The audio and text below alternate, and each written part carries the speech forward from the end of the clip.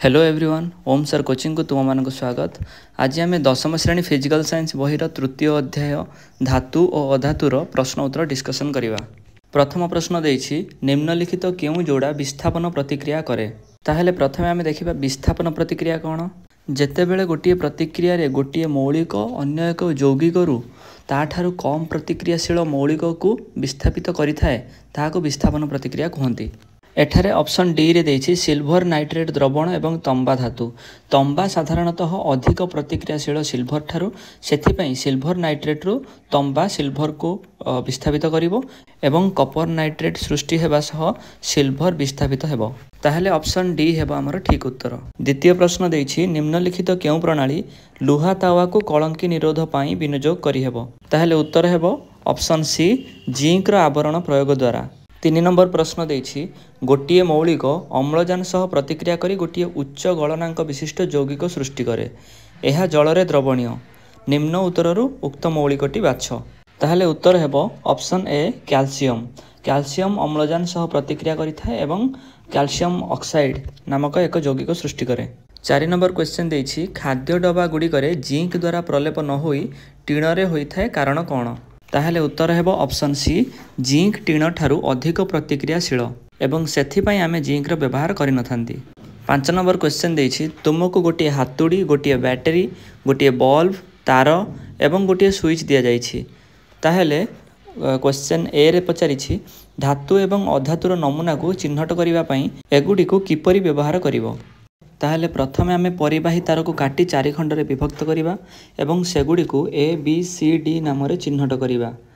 तापरे परिबाही तार ए रो गोटे प्रांत को बल्ब सह संयुक्त करी अन्य प्रांत को स्विच सह संयुक्त करिवा। परिबाही तार बी रो गोटे प्रांत को बल्ब सह संयुक्त करी अन्य प्रांत सह बैटरी रो गोटे मेरु को संयुक्त करिवा। तापरे परिबाही तार सी रो गोटे प्रांत बैटरी रो बळका प्रांत सह संयुक्त करी अन्य प्रांतटी को खोला रखिवा। तापरे परिबाही तार डी रो गोटे प्रांत स्विच सह संयुक्त करी अन्य प्रांत को खोला रखिवा। वर्तमान आमे दिया जाइथिबा धातु और अधातु गुड़िकर नमूना गुड़िक पर्यायक्रमे परिबाही सी और डी रो खोला प्रांत सह संयुक्त करी धातु और अधातु गुड़िक चिन्हि परिबा।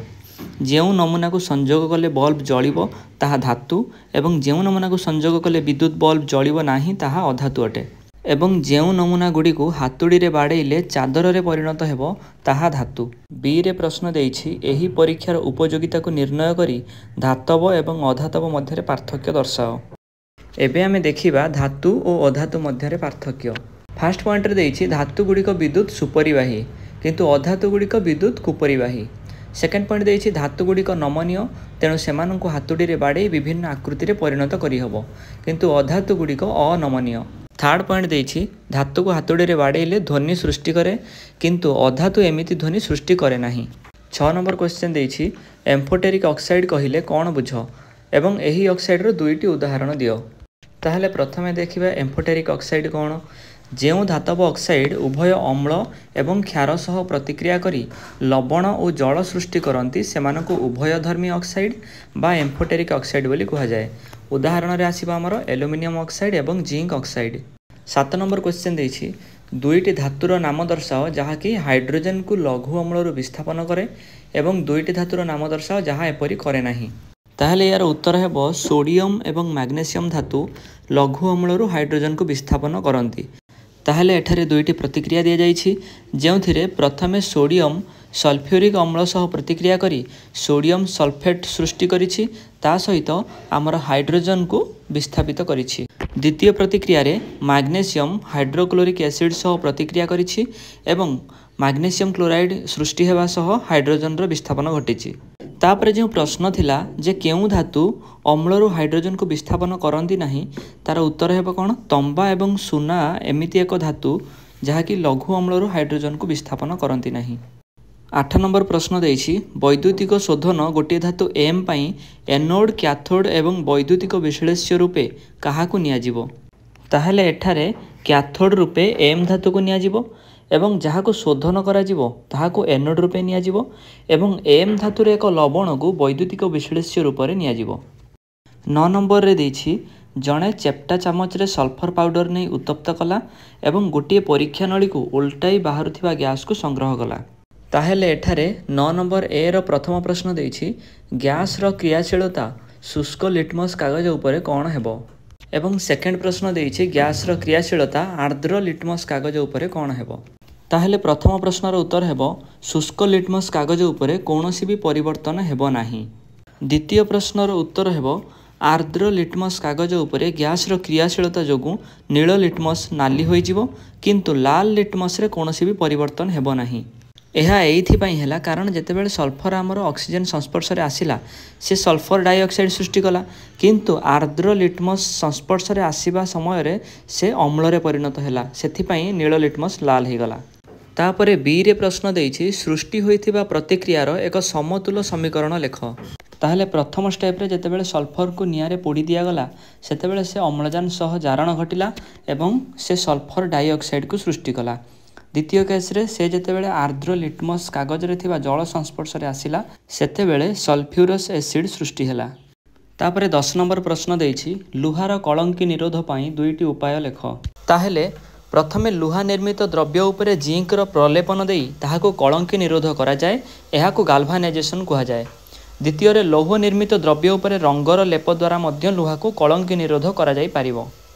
11 नंबर क्वेश्चन देछि अधातु सह ऑक्सीजन रो संयोग हेले केउ प्रकार रो ऑक्साइड उत्पन्न हुए। ताहेले अधातु सह ऑक्सीजन रो संयोग हेले अधातव ऑक्साइड मिले जहाँकि अम्लीय धर्मी होई थाए। 12 नंबर क्वेश्चन देछि कारण दर्शाओ। ताले एठारे जो चारिटा प्रश्न देछि तार कारण कोन आमे देखिबा। 12 नंबर ए रे प्रश्न देछि प्लाटिनम सुना एवं रूपा गहना तयारी रे व्यवहृत हुए। ताहले तार उत्तर देखिबा प्लाटिनम सुना एवं रूपा गहना तयारी रे व्यवहृत हुए कारण प्रथम पॉइंट देछि कोन एही धातु गुडी को कम प्रतिक्रियाशील एवं उज्ज्वल। द्वितीय पॉइंट एही धातु गुडीकर कलंकी लागे नाही। तृतीय पॉइंट अत्यधिक नमनीय और तन्य हेतु सहजरे एमानको विभिन्न आकार रे अणा जाई पारे। एबे 12 नंबर बी रे प्रश्न देछि तेल भितरे सोडियम पोटासियम एवं लिथियम को रखा जाए। ताहले यार कारण हैला एही धातु गुडी को वायु रे रखिले अम्लजान सह द्रुत प्रतिक्रिया करी सेमानकर ऑक्साइड सृष्टि करि दियंती। जेमिति कि सोडियम जदि वायु रे रखा जाए ताले सोडियम ऑक्साइड सृष्टि करि दिए। ठीक सेमिति एगुडी को जदि जल रे रखिबा ताहले जल सह द्रुत प्रतिक्रिया करी सेमानकर हाइड्रोक्साइड को उत्पन्न करिथांती। जेमिति कि सोडियम जेतेबेले जल भितरे रखा जाए सेतेबेले से कोन सृष्टि करे सोडियम हाइड्रोक्साइड ता सह हाइड्रोजन एवं ताप। एही कारण पई एमानकु तेल रे बुडाई रखा जाए। 12 नंबर सी रे क्वेश्चन देछि जदियो एल्युमिनियम एक उच्च क्रियाशील मौलिक तथापि एहाकु रंधन बासनकुसन तयारी रे व्यवहार करा जाए। ताले यार कारण हैला एल्युमिनियम अपेक्षाकृत अधिक क्षय प्रतिरोधी धातु एहा ठंडा जल किंबा गरम सह आदौ प्रतिक्रिया करे नाही। 12 नंबर डी रे क्वेश्चन देछि धातु निष्कासन प्रणाली रे कार्बोनेट और सल्फाइड धातुपिंड को ऑक्साइड रे परिणत करा जाए। यार उत्तर हेबो धातव कार्बोनेट किंबा धातव सल्फाइड अपेक्षा धातव ऑक्साइड रो धातु निष्कासन सहज होई थाए और धातव ऑक्साइड रो विजारण द्वारा धातु निष्कासित करी हुए।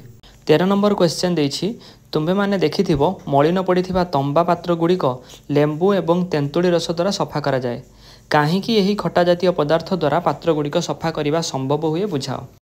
तंबारे मलिन पड़िथिबा पदार्थटी हेउछि कपर कार्बोनेट यह सामान्य क्षारीय अटे। लेंबू रे साइट्रिक अम्ल एवं तेंतुली रे टार्टारिक अम्ल थाए। मलिन पड़िथिबा तंबा पात्र को तेंतुली किंबा लेंबू रस रे घसिले कपर कार्बोनेट एही अम्ल द्वारा प्रशमित होई तंबा पात्र परिष्कार हो जाए। 14 नंबर क्वेश्चन देछि धातु एवं अधातु मध्य रे थिबा रासायनिक धर्म गुड़िकर पार्थक्य दर्शाओ। ताहले आमे एठारे देखिबा पार्थक्य। प्रथमे देखिबा धातुर प्रथम पॉइंट धातु गुड़िक साधारणतः युक्तायन सृष्टि करती किंतु अधातुरे अधातु गुड़िक प्रायतः वियुक्तायन सृष्टि करती। तापरे धातु माने ऑक्सीजन सह प्रतिक्रिया करी क्षारीय ऑक्साइड सृष्टि करती किंतु अधातु माने ताहा करती नाही एवं केतेक धातु जल सह प्रतिक्रिया करी सेमानकर हाइड्रोक्साइड सृष्टि करती किंतु अधातु माने जल सह एपरि प्रतिक्रिया करती नाही। धातु माने लघु अम्ल सह प्रतिक्रिया करी हाइड्रोजन गैस उत्पन्न करती किंतु अधातु माने एभली प्रतिक्रिया करती नाही। तापरे धातु माने अधातु सह प्रतिक्रिया करी विभिन्न यौगिक सृष्टि करती अधातु माने उभय धातु एवं अधातु सह प्रतिक्रिया करिथांती। 15 नंबर क्वेश्चन देछि गोटिए लोक दुआर दुआर बुली निजको बणिया बोली कहिला से पुराणा एवं मांदा सुना अलंकार को नूतन करदेव बोली प्रतिश्रुति देला। निसंदेह जड़े भद्र महिला एक जोड़ा चूड़ी ताकू देबारु से ताकू एक निर्दिष्ट द्रवण रे बुड़ाई देला। एहापरे सही चूड़ी गुड़िक नुआ परी चकचक होईगला ମାତ୍ର ତାର ଓଜନ ବହୁତ କମିଗଲା। ସେହି ସ୍ତ୍ରୀ ଲୋକଟି ଅଶାନ୍ତ ହୋଇ କିଛି ସମୟ ଯୁକ୍ତିତର୍କ କଲାପରେ ଦୁଃଖରେ ସମାଧାନ କରି ସେଠୁ ଚାଲିଗଲା। ଯେଉଁ ଦ୍ରବଣଟି ବ୍ୟବହାର କରାଗଲା ତାକୁ ତୁମେ ଚିହ୍ନିପାରିବ କି? ଏଠାରେ ଯେଉଁ ଦ୍ରବଣଟି ବ୍ୟବହାର ହୋଇଥିଲା ତାହା ହେଉଛି ଅମ୍ଳରାଜ। ଏହା ଗାଢ଼ ହାଇଡ୍ରୋକ୍ଲୋରିକ୍ ଏସିଡ୍ ଏବଂ ଗାଢ଼ ନାଇଟ୍ରିକ୍ ଏସିଡ୍ର 3:1 ଆନୁପାତିକ ମିଶ୍ରଣ। ଏଥିରେ ସୁନା ଦ୍ରବୀଭୂତ ହୋଇଯାଏ। ତାପରେ 16 ନମ୍ବର ପ୍ରଶ୍ନ ଦେଇଛି, ଗରମ ପାଣି ଟାଙ୍କି ପାଇଁ ଷ୍ଟିଲ୍ ପରିବର୍ତ୍ତେ ତମ୍ବା କାହିଁକି ବ୍ୟବହାର କରାଯାଏ? ଷ୍ଟିଲ୍ର ଏକ ମୁଖ୍ୟ ଉପାଦାନ ଲୌହ ହୋଇଥିବାରୁ ଏହା ଗରମ ଜଳ ସହ ପ୍ରତିକ୍ରିୟା କରି ଲୌହ ଅକ୍ସାଇଡ୍ ସୃଷ୍ଟି କରେ। କିନ୍ତୁ ତମ୍ବା ଜଳ ସହ କୌଣସି ପରିସ୍ଥିତିରେ ମଧ୍ୟ ପ୍ରତିକ୍ରିୟା କରେ ନାହିଁ। ତମ୍ବା ଅଧିକ ତାପ ସୁପରିବାହୀ ଏବଂ ତମ୍ବାର ଗଳନାଙ୍କ ମଧ୍ୟ ଅଧିକ। ଏହି କାରଣରୁ ଗରମ ପାଣି ଟାଙ୍କି ପାଇଁ ଷ୍ଟିଲ୍ ପରିବର୍ତ୍ତେ ତମ୍ବାର ବ୍ୟବହାର କରାଯାଏ। ଏ ଥିଲା ଆଜିର ପ୍ରଶ୍ନ ଉତ୍ତର ଭିଡ଼ିଓ। ଯଦି ଭିଡ଼ିଓଟି ଭଲ ଲାଗିଥାଏ ତାହେଲେ ଭିଡ଼ିଓକୁ ଲାଇକ୍ କରନ୍ତୁ ଏବଂ ଏମିତି ସବୁ ବିଷୟର ପ୍ରଶ୍ନ ଉତ୍ତର ପାଇବା ପାଇଁ ଓମ୍ ସାର୍ କୋଚିଂ ଚ୍ୟାନେଲକୁ ସବସ୍କ୍ରାଇବ୍ କରିଦିଅନ୍ତୁ।